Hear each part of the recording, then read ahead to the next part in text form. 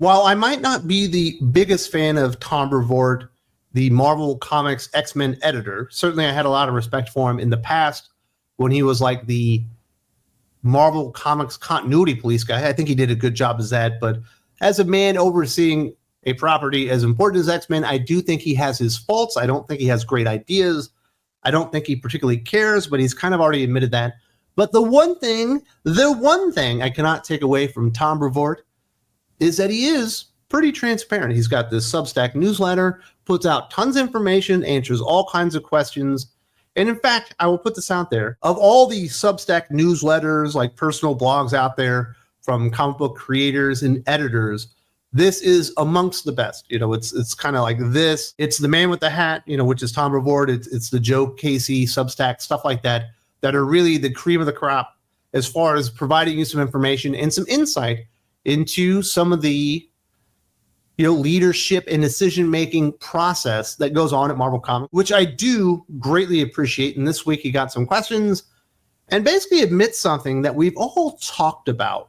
We're all like, it really feels like comic books have been dumbed down. Like we're not doing anything exciting. We don't go to other worlds, and all that stuff. It feels like everything's just like a movie pit. These are supposed to be streaming shows rather than comic books, which really have no production budget on them. When you think about the actions that take place within the story, obviously there's a production budget when it comes to the artist and the inker and the colorist and the letter and the writer and all that stuff. There is a production budget and the editors associated with it. But the actions itself and the things that you can do, you can literally do anything in a comic book because there are no sets. The artist gets to interpret what the story's going to be and make it as big and awesome as it could be. And we aren't really getting that in comic books. And Tom Brevoort kind of answers that in his latest Substack newsletter. Someone asked him, over the past few weeks, I've been building my Lego X Mansion. It's occurred to me along the way that it represents the version of the X-Men that has the most mainstream recognition from the cartoon, other licensed products, etc. What was the thinking, therefore, behind not going with as close as possible an approximation of this version for the big relaunch last year, talking about X-Men from the Ashes? This is what Tom Brevoort, senior Marvel editor and X-Men group editor, said. X-Men 97 and the Lego X Mansion is based on the X-Men of a particular era, an era that fans were very vocally afraid things would be shifting back to when the progressive Krakoa era had run its course. But the purpose of Marvel Publishing is to be out front, the tip of the spear, generating new ideas and new stories that can serve as creative fodder for eventual film and animation development. So trying to revert things to 1992 or whenever would seem to be defeating the purpose in a major way. Better, I think, to try and develop new status quos that future X-Men projects in film and television can draw from. And I think that's really an enormous faux pas on the part of Marvel Comics, and not just Marvel. This is a DC problem, an enormous Image Comics problems. Don't even get me started with Image. But specifically when you're talking about superheroes, you're talking about enormous, larger-than-life stories that don't have to take place on Earth. You can go to space, you can go to hell, you can go to heaven, you can go anywhere. You can go to other dimensions that don't even exist, like the negative zone and stuff like that. And when you start thinking about, would this work for film and television, you start getting things kind of like what the X-Men from the Ashes has been, where it's all kind of dumbed down. It's mutants living in a big city, like going to coffee shops and having conversations rather than going out there and fighting like the Shi'ar Empire and stuff like that, which was like a lot of the foundational elements of what made X-Men great. Yes, X-Men are awesome. Mutants are fun. They got really cool power sets. Certainly they are Earth-based, but they weren't only Earth-based. They could go out and do numerous amounts of things. And certainly, if you look at a book like Phoenix that's in outer space, and if you look at Cable 11 Chrome, that one's doing some pretty crazy stuff. So there are at least a couple of books that are thinking outside of the box. But when you look at the big ones, the ones that they're certainly hoping will be mined for television and movie ideas later on, your X-Men, your Uncanny X-Men, Exceptional X-Men, even Wolverine, it does feel like it's all been dumbed down. These are just kind of stupid movie pitches. And the worst part about it all, he's like, why would we want to go back to 1992? I can guarantee you, when Marvel Studios, the Marvel Cinematic Universe, fully integrate the X-Men into it after Secret Wars, they're going to go back to the X-Men 92 era because it's the most well-known era of the entire team. It's got almost all the stories of note that people even fucking care about. And I'm not saying that Tom Brevoort should have just reverted it all back to X-Men, in the 1992 era, the circa 1992 or anything like that. But it wouldn't have been a bad idea to make it somewhat similar, but in modern times kind of thing, because that's exactly what Kevin Feige and Marvel Studios are going to do, because they're going to want to make some money off of X-Men.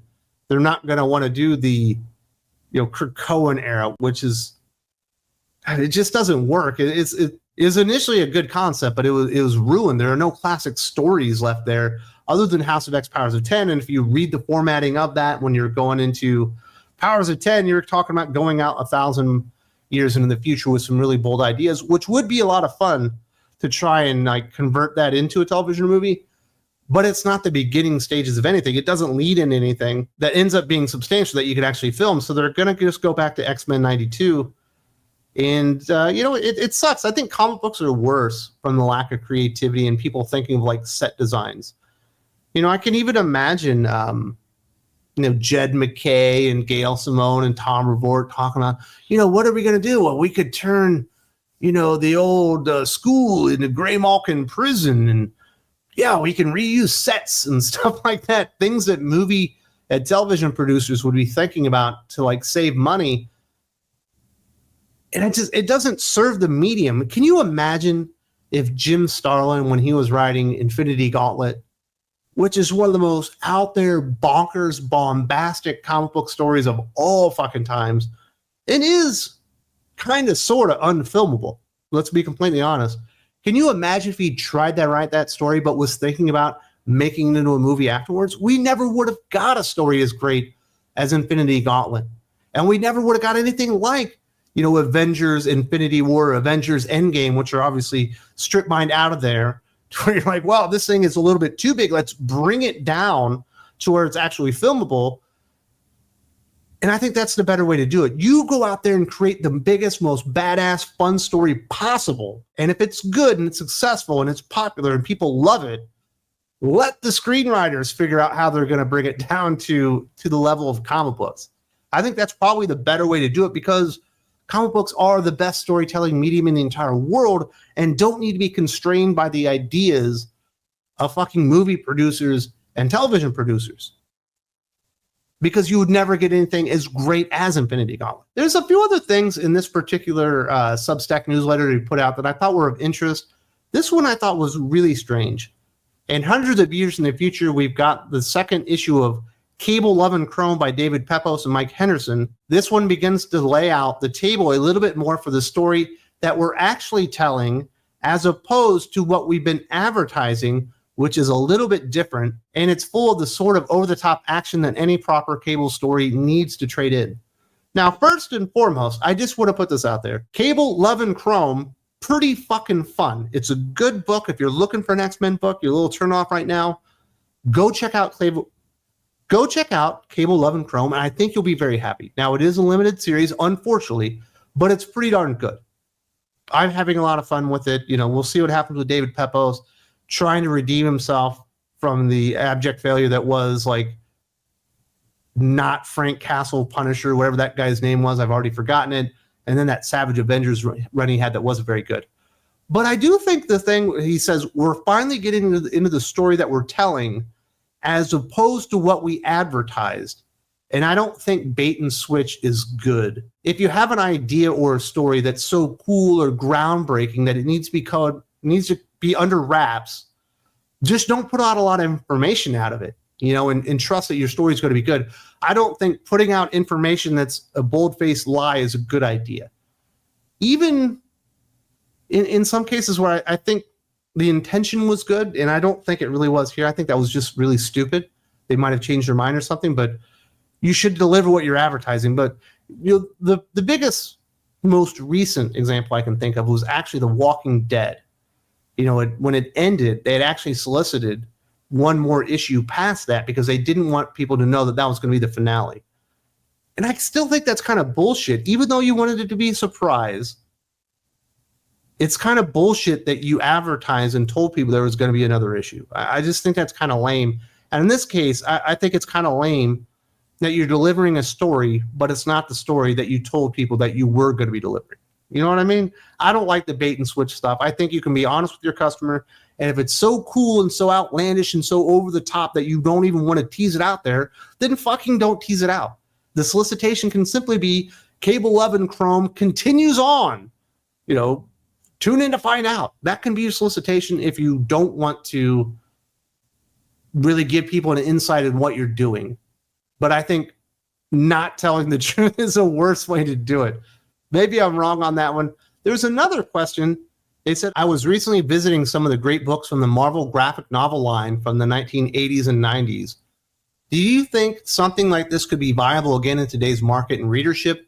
Would a shift in cost or economic circumstances make it attractive for the powers that be to revisit it?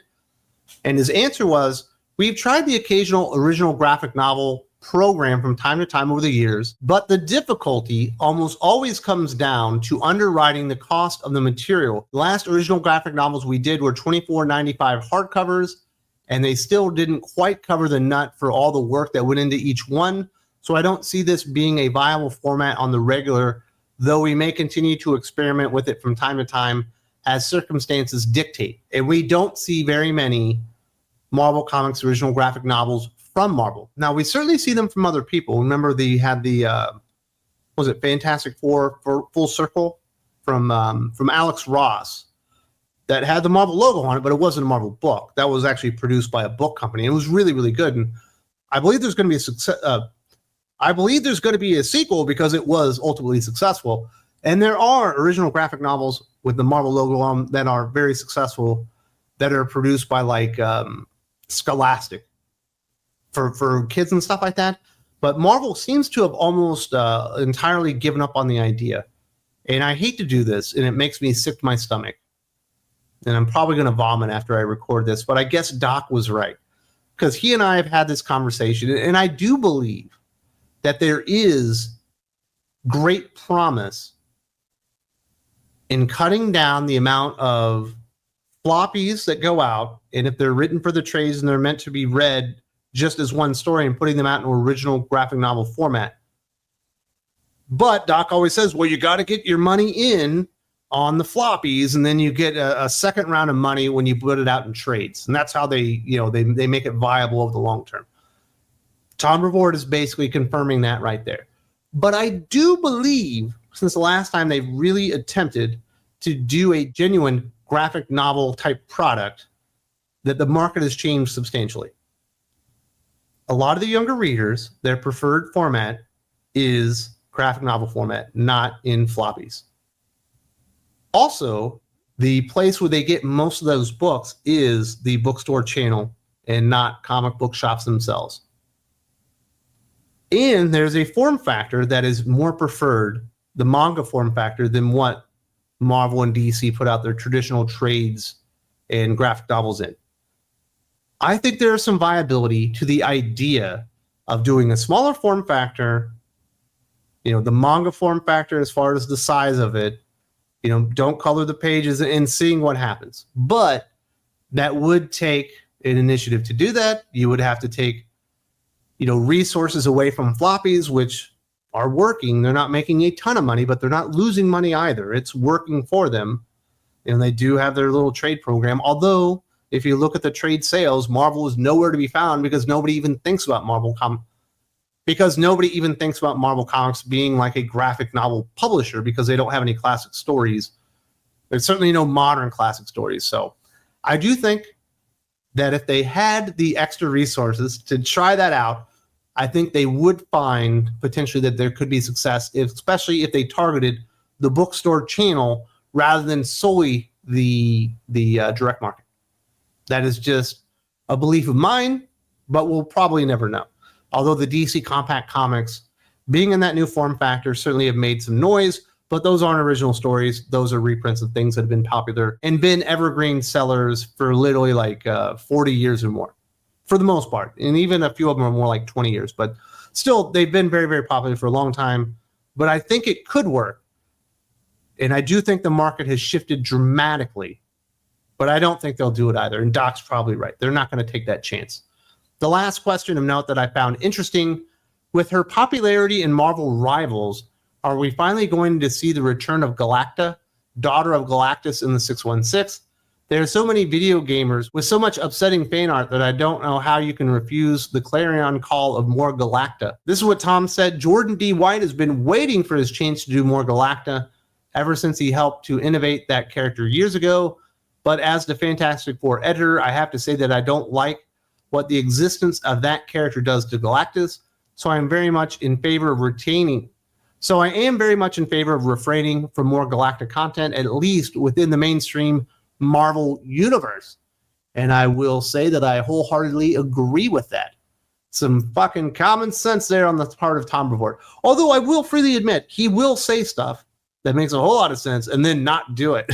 Like, you're like, but you said this. You said the X-Men being killers at the end of Fall of X wasn't a good idea. And then you'll see some of the stuff happening in X-Men. You're like, oh, they're killers again.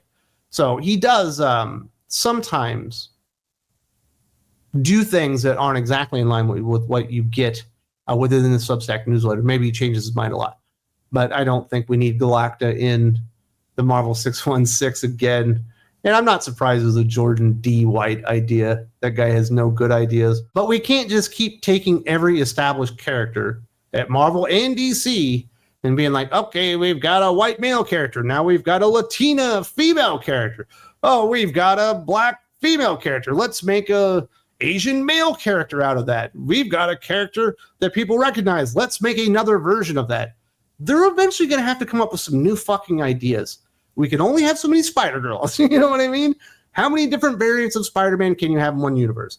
Why would you even want a variant of Galactus in one universe? Galactus represents something that's very, very unique and should remain very, very unique.